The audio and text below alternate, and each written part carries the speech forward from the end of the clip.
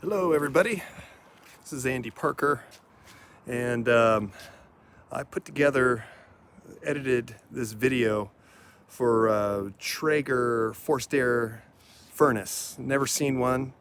I was familiar with Traeger as a grill company. Uses pellets and they have grills that are work as smokers and that sort of thing. This was a previous incarnation of the company. I guess in 2006, a venture capitalist purchased it and just started doing grills. And that's what they're known for now. We searched high and low and couldn't find online any manuals or anything like that. So John and Jim Shipman have gone ahead and done a video presentation of how to operate a Traeger. And hopefully this works for not just the people who now own this forced air heater that's wood fired, but for anybody who comes across it. I mean, they're unusual, but here it is. So thank you very much and have a great day.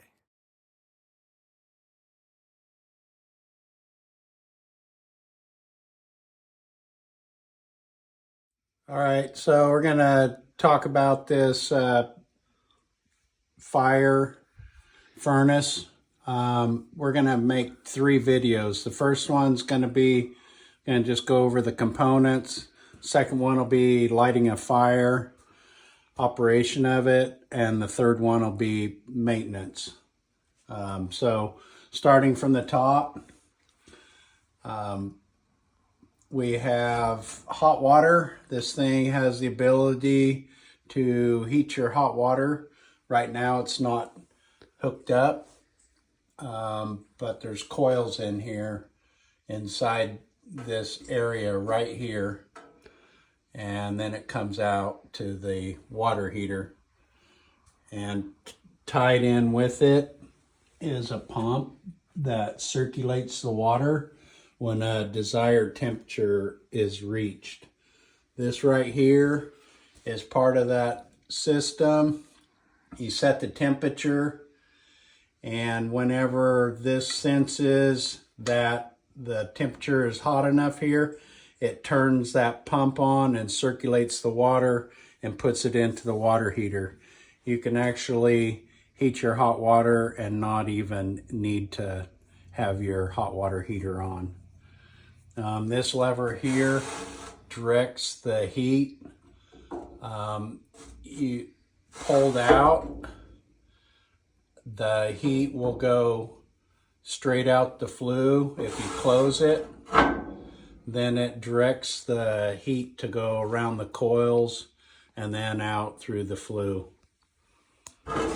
This is the fire box right here. It's lined with brick, and the brick is right there. There's some brick. If one becomes damaged, you can replace the brick in there. This is a blower that has this flapper on it. You can control how much air goes into the fire. Typically, my dad was running it somewhere around there, like quarter to third open. So the thermostat controls this. Whenever the thermostat says, hey, I need to make some heat, it turns this fan on, blows kind of like a forge that a blacksmith would have, that this blows in the air on the fire, excites it, and gets the fire going.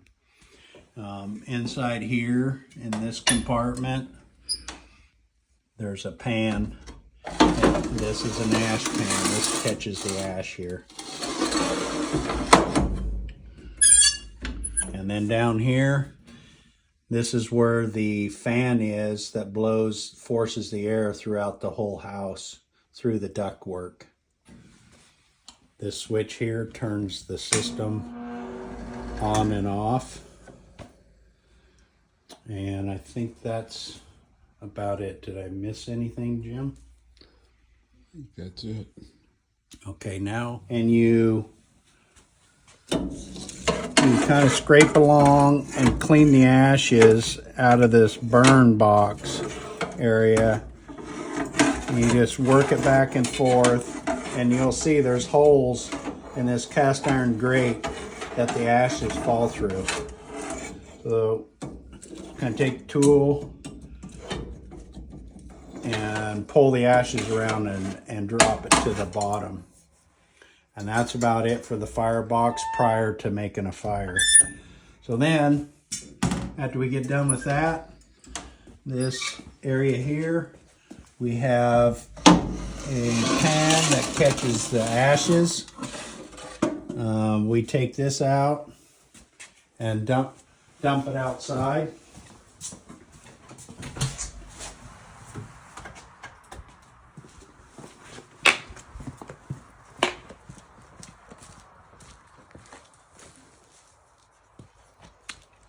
So knock that out.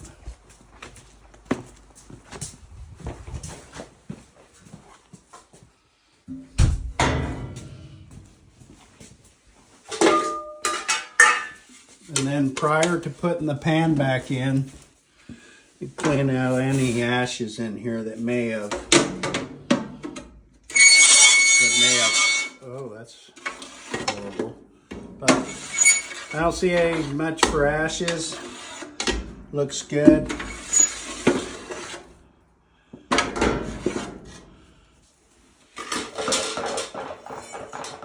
Okay, then put this with the handle facing you, put the hand back in, and you can see there's a stop right here. Push it up against the side of the box and then pull it towards the stop, and that's the location of that pan. So I would do this like once every day, every other day, depending on the fire. Just make sure that you don't want that thing to get too full.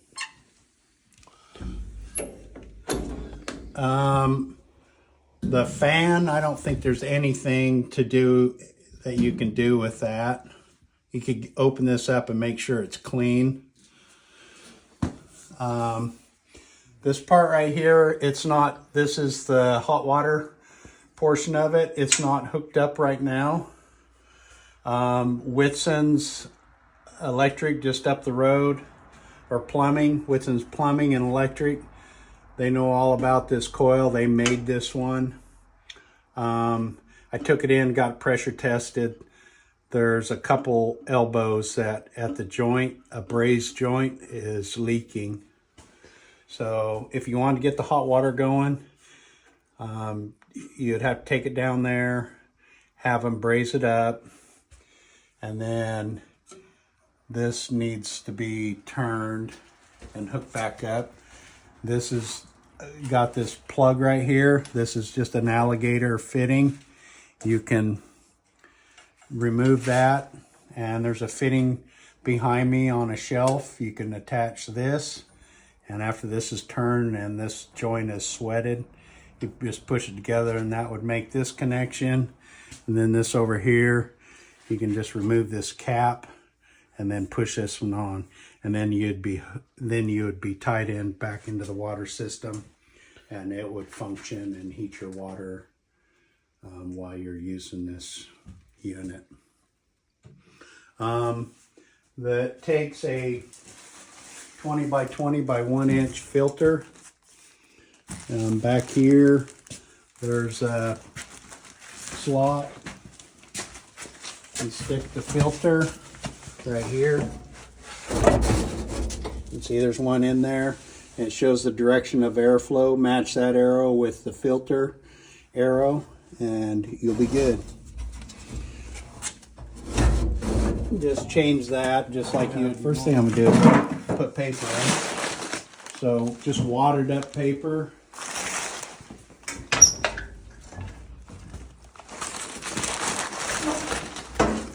Throw it in. The switch is off this whole time. You don't want to turn it on yet until you get a fire going. And you want to make sure your thermostat is turned on and is turned into a setting that you want your desired temperature to be. So paper, kindling, throw some kindling in there, and find a match. All right, so now I'm going to turn this on. This fan has turned on. That blows air into the firebox.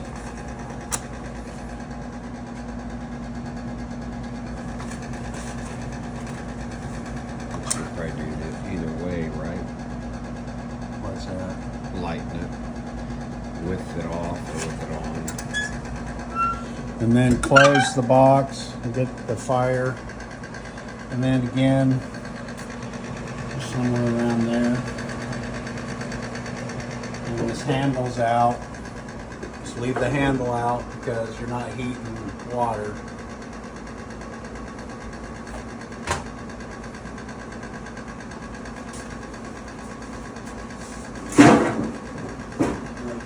Over here too.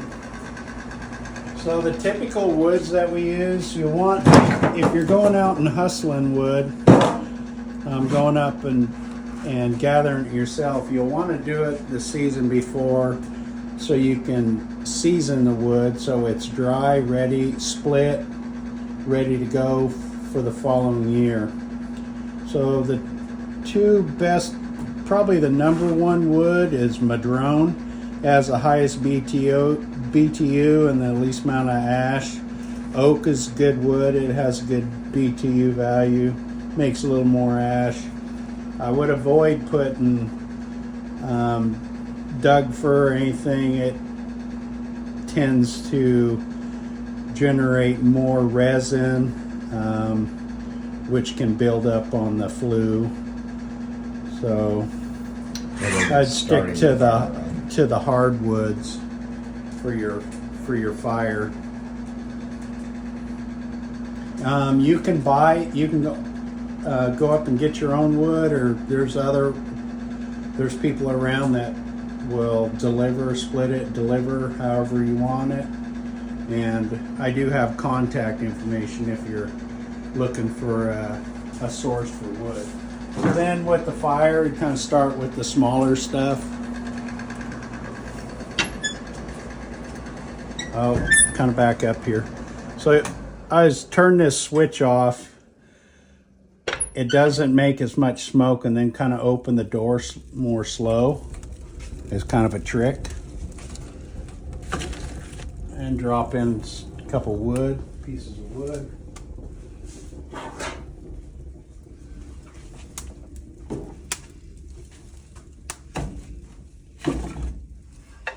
Close the door, turn this back on. That's it, huh? So that's about it, and then just keep checking on your fire.